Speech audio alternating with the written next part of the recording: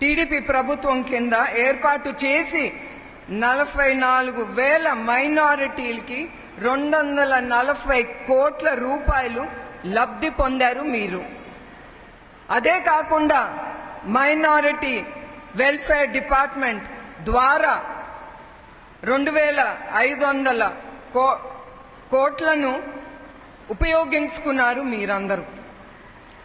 ఆంధ్రప్రదేశ్ నూర్ భాషా దుదేకులు ముస్లిం cooperation funds ప్రారంభించి 40 కోట్ల బడ్జెట్ను కేటాయించింది తెలుగుదేశం ప్రభుత్వం మీకోసం.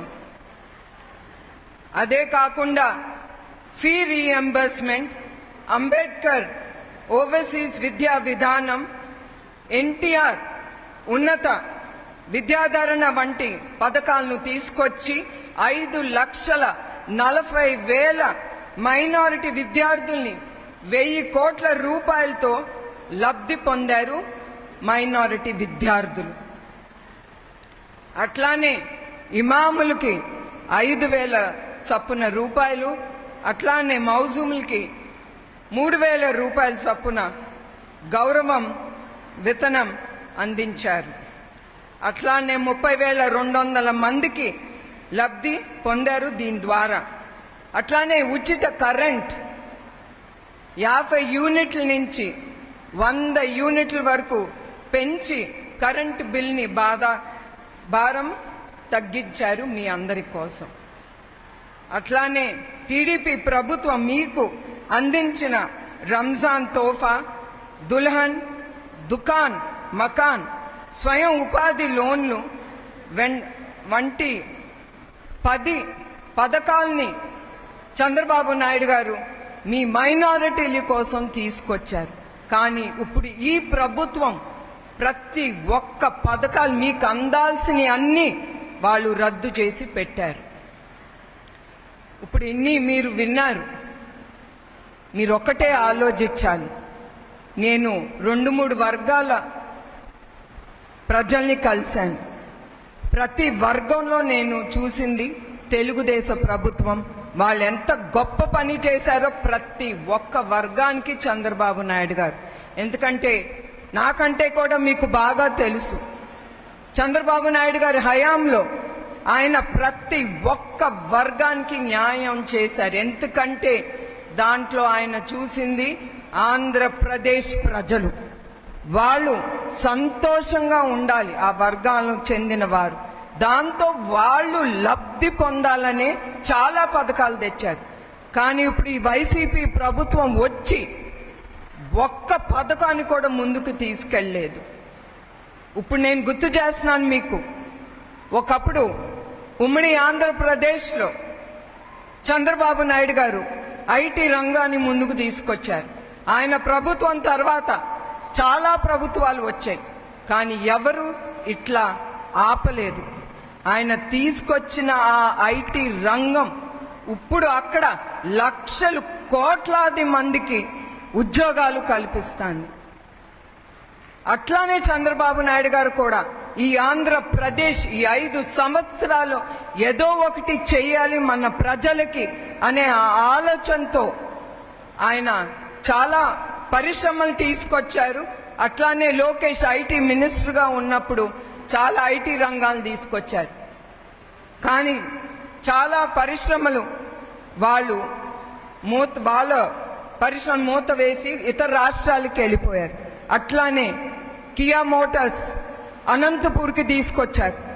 ఒక్క పరిశ్రమ తీసుకురావాలంటే అది చాలా ఈజీ కాదు. దానికి ఆ నాయకుడు చాలా కష్టపడాలి. ఆ నాయకుడిని వాళ్ళు నమ్మాలి. నమ్మిన తర్వాతే వాళ్ళు మన రాష్ట్రానికి వచ్చారు. వీళ్ళందరూ వచ్చారంటే అది చంద్రబాబు నాయుడు గారి నాయకత్వం మీద వాళ్ళకుండ నమ్మకం. ఆ కియా మోటార్స్ వచ్చి ఇప్పుడు ఏమైందండి, వాళ్ళ ఎక్స్పాన్షన్ అన్ని ఆపివేశారు. ఇప్పుడు ఎక్స్పాన్షన్ చెయ్యాలంటే వాళ్ళు ఒకటే ఆలోచించింది గుజరాత్కి వెళ్ళి అక్కడ వాళ్ళు డబ్బు పెట్టుబడులు పెడుతున్నారు. అక్కడ నిరుద్యోగులకి ఉద్యోగాలు కల్పిస్తున్నారు. అట్లానే అమర్ రాజా బ్యాటరీస్ వాళ్ళని అట్లానే కిరాతకంగా హింసించారు. వాళ్ళు అది తట్టుకోలేక వాళ్ళు కూడా తెలంగాణకి వెళ్ళి అక్కడ 9,000 కోట్లు అక్కడ పెట్టుబడులు పెట్టి అక్కడ కూడా మళ్ళీ నిరుద్యోగులకి ఉద్యోగం కల్పిస్తున్నారు. లోకేష్ తెచ్చిన ఐటీ రంగాలు చాలా మంది ఇక్కడ మూత వేసి వాళ్ళు వెళ్ళిపోయారు. ఇది జరిగే పని మన ఆంధ్రప్రదేశ్లో. ఎక్కడ మంచి అనేది లేదు, నిరుద్యోగులకి ఉద్యోగాలు లేవు, కరెంటు ప్రాబ్లం, ప్రతి ఒక్కటి ఒక ప్రాబ్లంగా నిలిచిపోతాను. అందుకే నేను మీరు కోరేది ఒక్కటే, ఇవన్నీ ఆగాలంటే మీ ఓటు అనేది చాలా అవసరం. మీకోసం అది అవసరం, మీ సంతోషం కోసం అది అవసరం.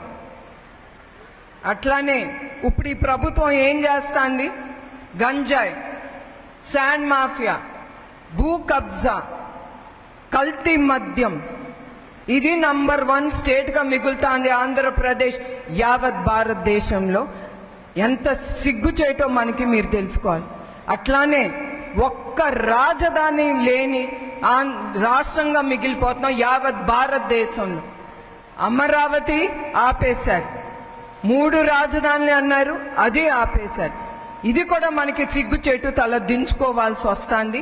మనకు ఒక రాజధాని లేకుండా చేస్తున్నారు. చివరికి బాధపడేది ఎవరు? అంధకారంలో ఉండేది ఎవరు? మీరు, ప్రజలు, మీ కుటుంబాలు అంధకారంలోకి వెళ్ళిపోతాను. వాళ్ళకేముందండి ఈ వైసీపీ ప్రభుత్వం?